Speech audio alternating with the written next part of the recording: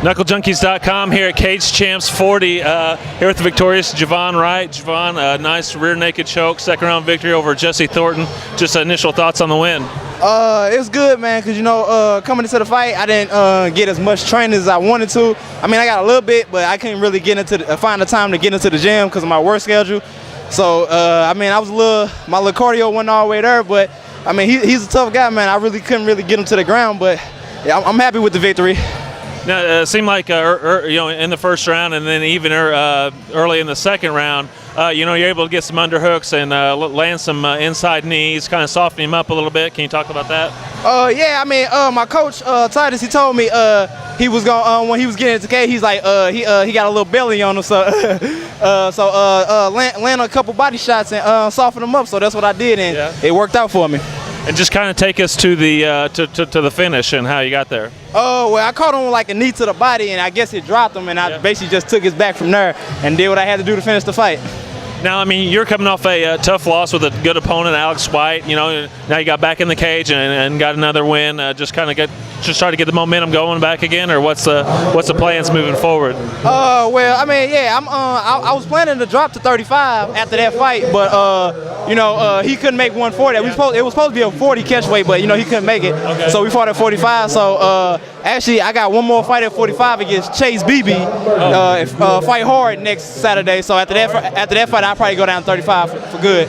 When did you just learn of that fight? Actually, I learned about it today. Actually, it all depended on how I did after this fight, whether I lost or if I got hurt or nothing. So now that I'm feeling good, I'm ready for it.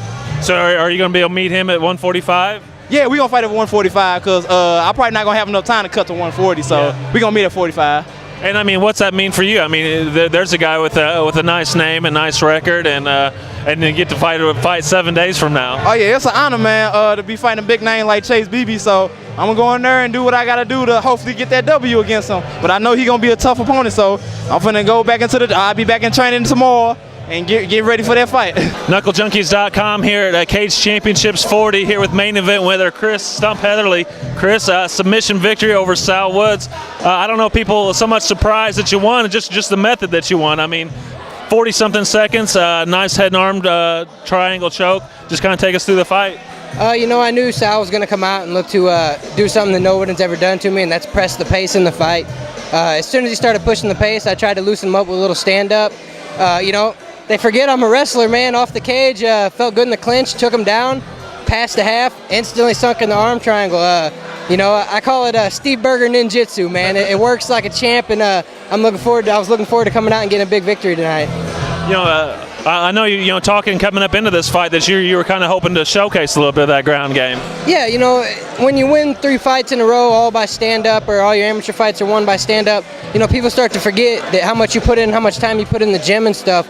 I'm well-rounded. I can fight on the ground, standing up. My wrestling is dangerous. I just want to come out and prove that versus a tough guy like Sal Woods. They can talk and say that I wasn't ready for the fight, and I know I had 100 haters saying that this wasn't a good fight for me, but I prepared well, and I'm looking to bang with anybody that wants to bang. It seemed like when you guys got in the clinch that you were kind of able to overpower him a little bit. Did you feel strong there, and just kind of how were you able to take him down from there? Yeah, I'm going to be really strong at 165. I'm going to be really strong at 155 where I'm going. He was real strong in the clinch. We knew that. My thing was to land a few knees, look to get out of the clinch and go back to my striking, or look for takedowns. I hit him with a really nice Mark Botindry sweep from the clinch.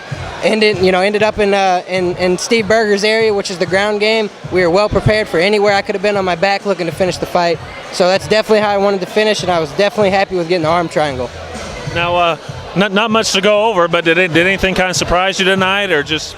Yeah, he was a lot tougher on his feet. Even though it only went a little bit of time, I didn't expect him to move like that from some of his previous fights. A lot of his other fights, I've seen him with real good footwork outside the pocket, but he had some real good footwork inside the pocket, and that made me, rethink my game plan, and that's when I went to my wrestling and got the takedown. Now, this is definitely kind of a feather in the cap win so far. Just kind of, what does that mean? For me, it's just I hope it opened a lot of people's eyes to realize, hey, I'm the real deal around here. I won a lot of amateur fights, and guys, of course, thought I was just fighting bums.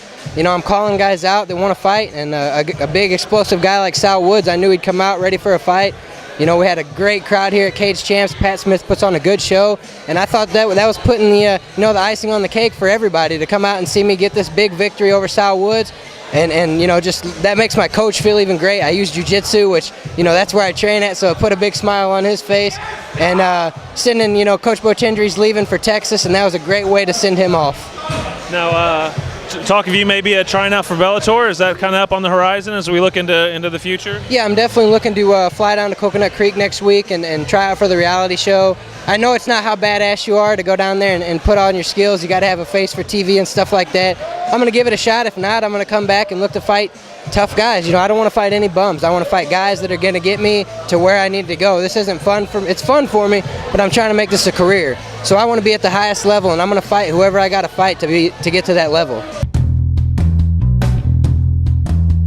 Get your St. Louis MMA fix at knucklejunkies.com.